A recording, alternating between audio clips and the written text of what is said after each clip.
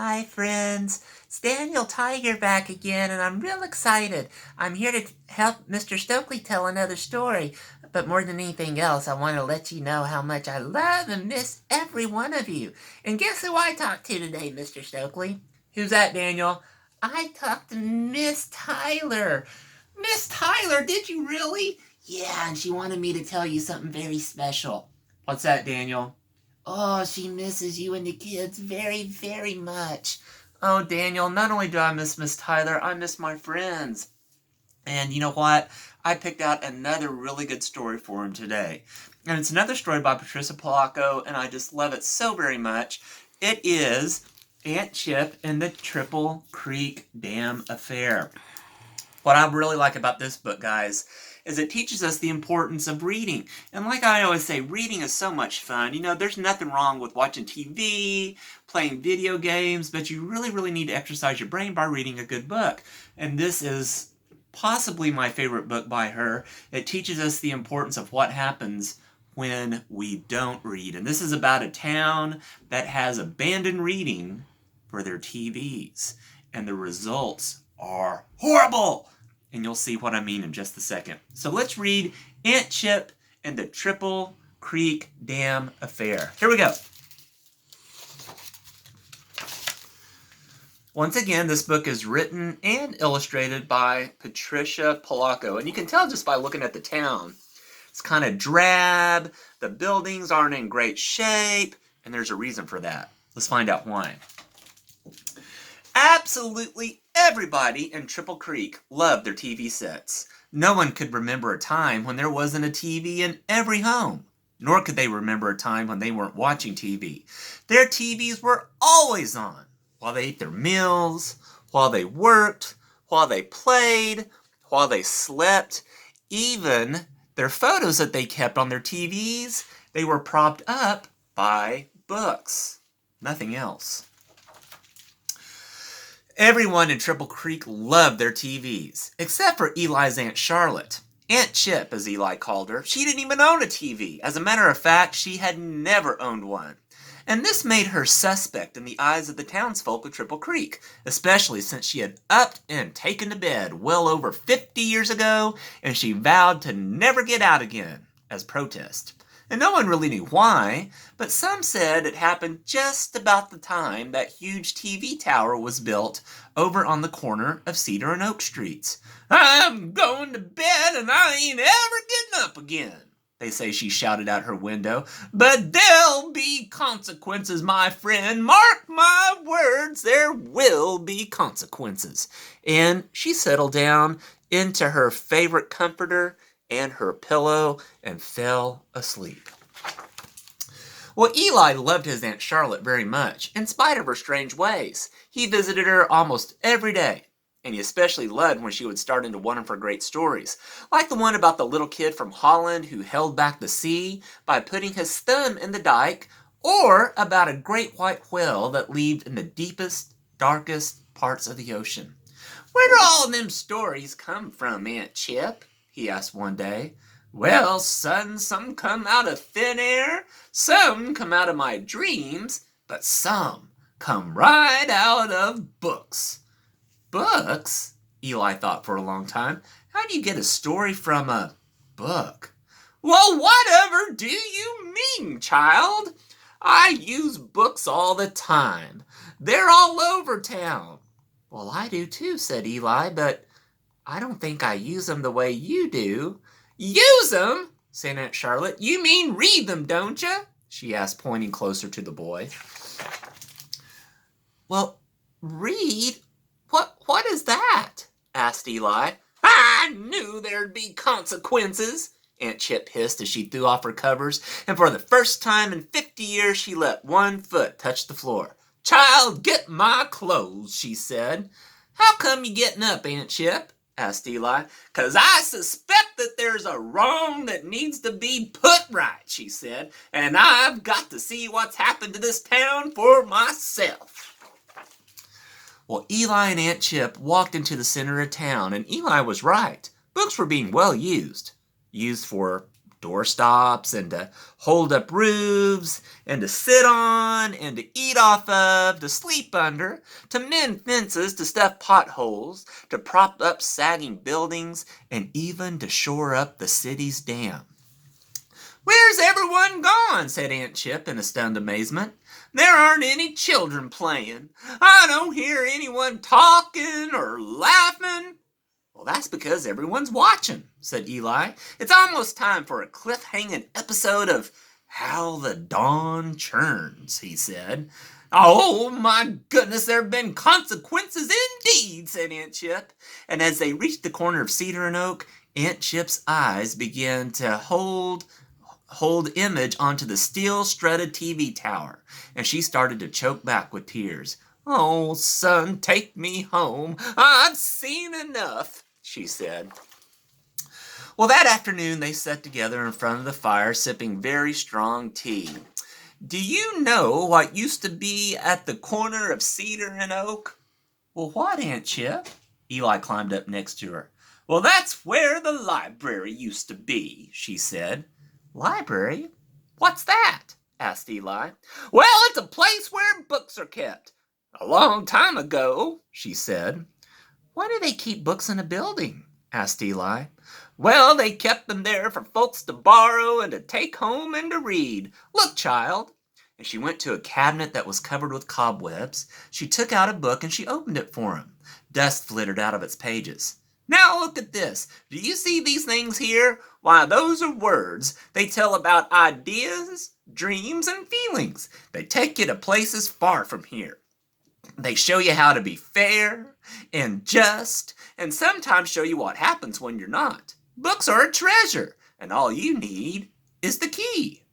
"The key?" asked Eli. "Yes, son, the key. Knowing these words and their meanings," she said softly. "It's called reading." "But, Aunt Chip, if the library had all those treasures, why would anyone take it away?" Eli asked.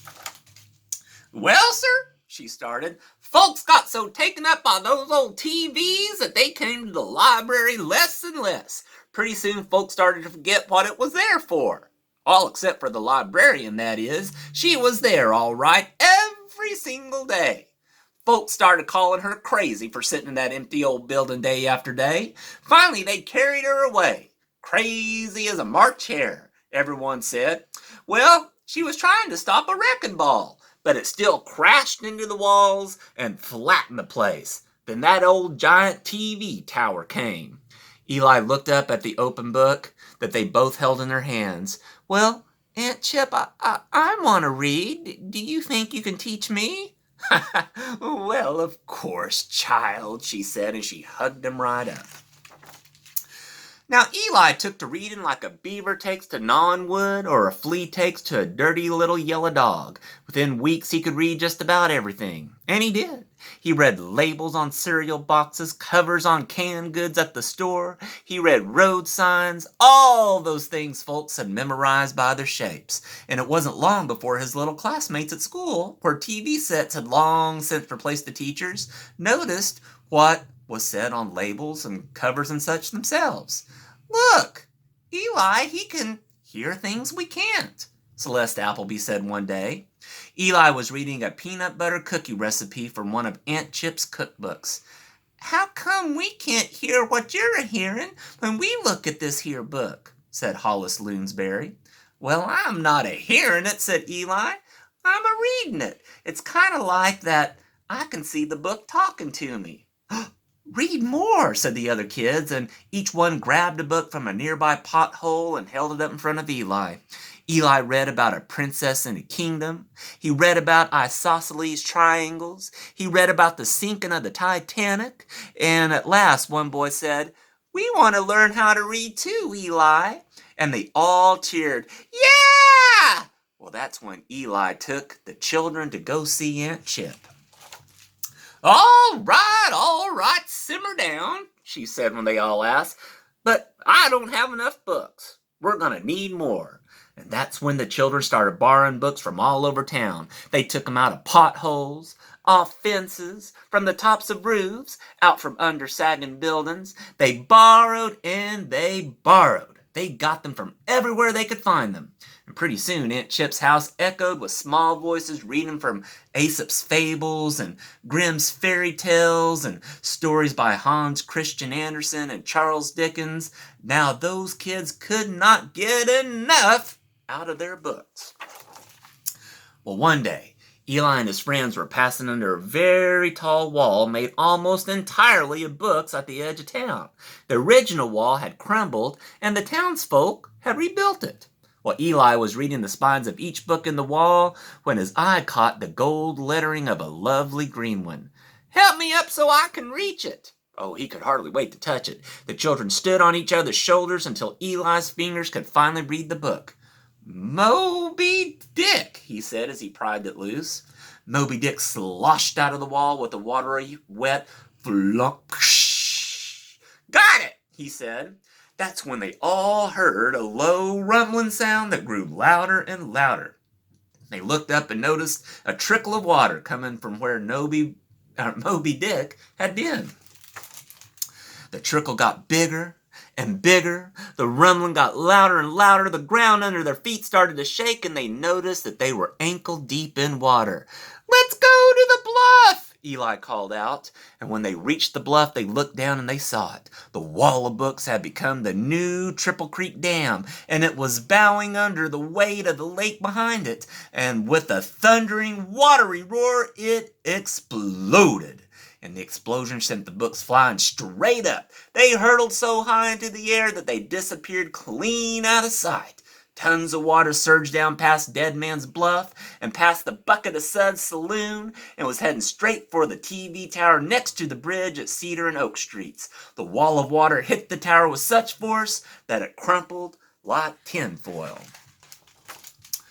Well, when the children got into town, they all saw the grown-ups walking around looking confused and dazed. "My TV went off for no reason at all," a woman said as she grasped the photo of her TV to her chest. "I can't live without my sports recap on the replay of Sunday's game," a hysterical man screamed as he collapsed with a serious case of the vapors. "Who could have done such a thing to our town?" the mayor called out in anguish, clutching his remote control. "Oh, it's all my fault," Eli said above the ruckus. Aunt Chip came and stood by his side. "All I wanted to do was read this here book." Eli held up the copy of Moby Dick. "Read? Did you say read?" the mayor said as the townsfolk recoiled in disbelief. "Why, folks haven't done that around here since, well, I don't remember when. Well, if we were meant to read, we'd have been born able to do it." "Well, it must have been bad if doing it made the dam break to take out the TV tower," the crowd roared in agreement. "Just who taught you to read, boy?" the mayor asked as he drew closer to Eli. Eli gestured to Aunt Chip, and there was a collective gasp. "I knew it! I've heard stories about her," a voice said. "She's just a crazy old coot," a man said. "She isn't crazy," said Eli. All of her children came out of the crowd and surrounded Aunt Chip. "She's been teaching all of us to read," they said. "So, yeah, we've been borrowing books from all over town," Eli said. "Ah, that's where they've been disappearing to," a mean-looking woman snapped. "You're just going to have to take them, put them all back." "They'll do nothing of the kind," said Aunt Chip with resolve. 50 years ago, I didn't have the strength to stand up to the city fathers, but now I do," she said as she locked hands with the kids. Eli looked up at her Aunt Chip. "It was you. You were the librarian, weren't you, Aunt Chip? That's why you took the bed." "Well, if and we weren't meant to read, there surely would have been a sign," the town soothsayer said as she gazed up at the horizon. Well, sir, exactly at that very moment, all them books that had been blown out of the dam started to fall right out of the sky. "Look!" Look, a child said excitedly. It's raining books, Mama. Sure enough, as the crowd looked skyward, down came a shower of books. There were fairy tales and classics. There were dictionaries and encyclopedias, fiction and non-fiction. There were black books, brown ones, green ones, red ones, leather-bound, canvas-back, paperbacks. Books, books, and more books. This is a miracle, the town soothsayer exclaimed. For the first time in years, the townsfolk were filled with wonder that only a child knows. They embraced one another, and they danced with joy that such a glorious thing had happened to them. Clearly, it was a sign. But the miraculous event had made the people take their eyes off their TV screens long enough for them to finally see what the town had become. I had no idea, the mayor said sadly. I told him there'd be consequences, said Aunt Chip. But you can change all of this, people. Get to reading again, Titus, she said to him. That's a start. But none of us know how to read, a really large man said as he stepped in front of the crowd. Well, a little girl came up to join him. I'll teach you, Daddy, she said quietly as she took his hand. Then one by one the townsfolk stepped forward, and one by one they were joined by their children or grandchildren, and there was a chorus of small voices saying the same thing over and over. I'll teach you, Mama. I'll teach you, Papa. Well, sir, Triple Creek wasn't the same after that glorious day. Folks were fixing up their homes and rebuilding thanks to the books on remodeling and building that they were reading. They were planting gardens and parks because of the books on gardening, and they were sitting on their front porches again and talking to one another. Rousing conversations and laughter could be heard everywhere as folks talked about magazines, books, and newspapers. Understand, folks still had their TVs all right, but they were wise about what they watched and for how long. They had too much else to do. And people began moving to Triple Creek in droves. A Chinese restaurant, a theater, and a movie house that brought in movies from as far away as Moose Jaw, clear up in the Upper Peninsula opened. Giovanni Gorgonzola, the world-renowned tenor, came and started a real opera company. Finally, a new school was built where the old one stood, with real teachers and lots of books, including a 322-page book, Moby Dick. But the folks were most proud of their new library most of all, and do you know that ribbon-cutting ceremony attracted dignitaries from all over the country, including Jubilation T. Fogbound, the great senior senator from our great state of Michigan. But it was the mayor who escorted the new town librarian right into the new building and sat her at her desk, personally. She, once again, took her rightful place, which had been hers some 50 years before. Now, I said that many great stories are true, though some may not have happened. You'll have to judge for yourself about this one. But next time you hear about a library being closed, you know that there'll be consequences. And if you hear folks say that there won't be, you just have them read this here book. And as for Eli, well, he grew up, went off to college, and he studied journalism. And he came back to Triple Creek about 8 years ago and started the town newspaper. He called it the Triple Creek Herald-Consequence. And I've heard that little paper won an International A award for first-class journalism and excellence just last year. And he keeps the trophy right there on the shelf behind him next to a tattered, well-loved copy of Moby Dick. Friends, this here is a real picture of Patricia Polacco, and this here is Patricia Polacco along with her grandchild, Eli. So there is some truth to this book after all. Well, friends, I hope you liked Aunt Chip and the Great Triple Creek Dam Affair. And like I've told you before about Patricia Polacco, she's written many, many books. And something that you'll notice as you read her stories, she's included pictures of her own childhood all throughout the stories, just like you saw here with Aunt Chip and Eli. So I hope you liked Aunt Chip and the Great Triple Creek Dam Affair, and I will see you soon. Remember, friends, reading is succeeding. I love you all very, very much. Bye now.